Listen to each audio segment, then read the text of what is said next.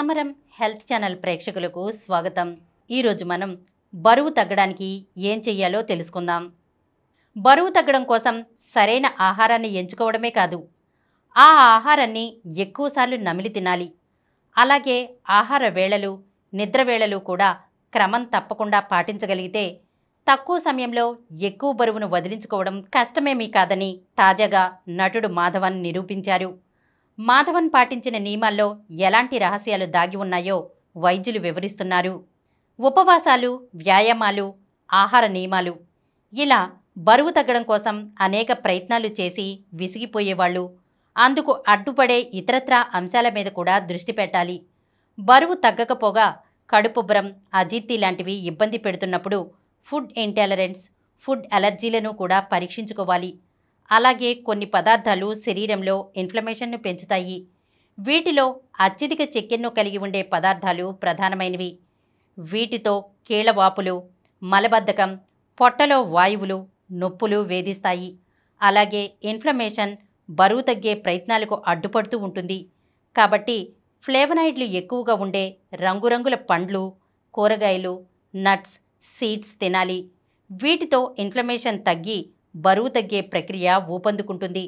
అలాగే ఇన్ఫ్లమేషన్ను ప్రోత్సహించే fast foods, నూనెలో వేయించిన పదార్థాలు, తీయని పానీయాలు తీసుకోవడం మానేయాలి.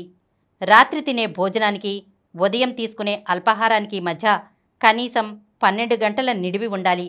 కానీ రాత్రి ఆలస్యంగా 12 గంటలకు తిని ఉదయాన్నే 8 గంటలకే బ్రేక్ఫాస్ట్ తీసుకున్నప్పుడు జీర్ణ వ్యవస్థకు సరిపడా విశ్రాంతి అందదు.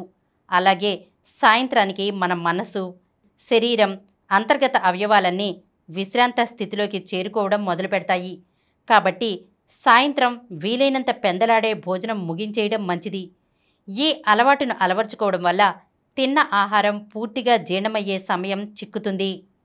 కొంతమంది రోజుకు 2 భోజనాలు, 1 భోజనానికే పరిమితమైపోతూ ఉంటారు.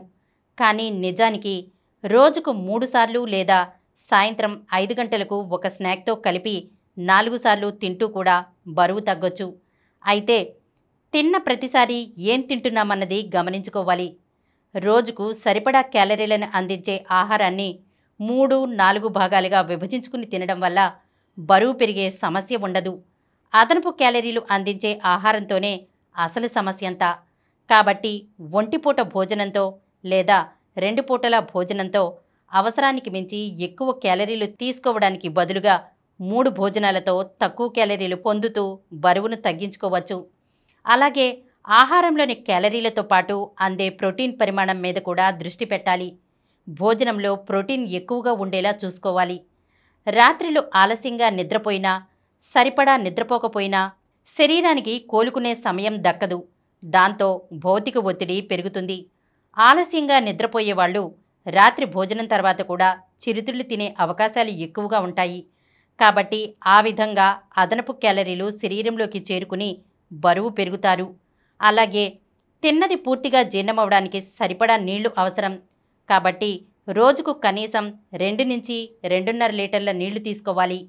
ఆహారాన్ని హడావుడిగా ఆదరాబాదరాగా తినేయడం సరికాదు. చక్కగా నమిలి తినడం వల్ల తినే వేగం తగ్గి తక్కువ ఆహారం తినగలుగుతాం. అలాగే ఆహారం తింటున్న సంకేతాలు మెదడుకు అంది తక్కువ ఆహారంతోనే సంతృప్తి చెందగలుగుతాం.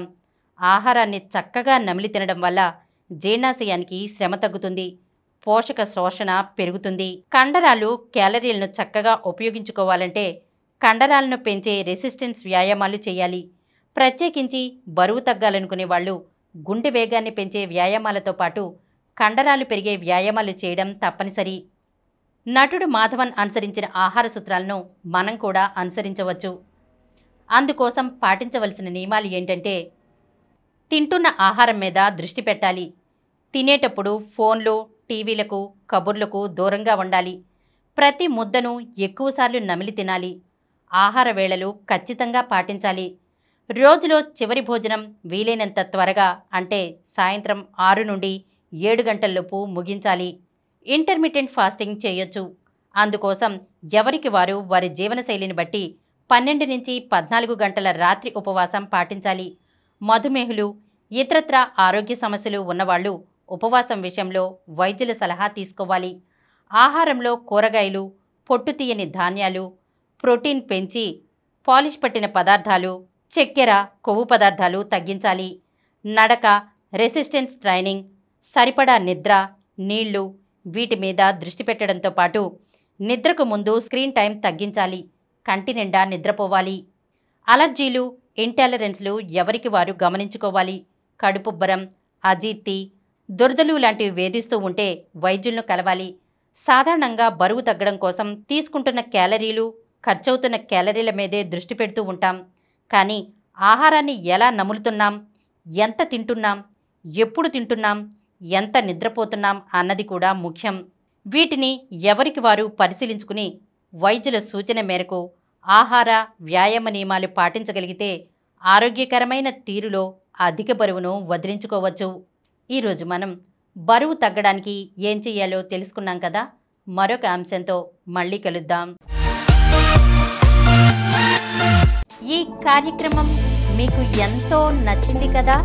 ఇటువంటి మరిన్ని వీడియోల కోసం అనతి కాలంలోనే 20 కోట్లకు పైగా వ్యూస్ సాధించిన సమరం ఛానల్ సమర్పించు సమరం హెల్త్ ఛానల్కు సబ్స్క్రైబ్ చేయండి, లైక్ చేయండి, మీ ఫ్రెండ్స్కి షేర్ చేయండి. అలాగే ప్రక్కనున్న గంట సింబల్ని ప్రెస్ చేయడం మర్చిపోకండి.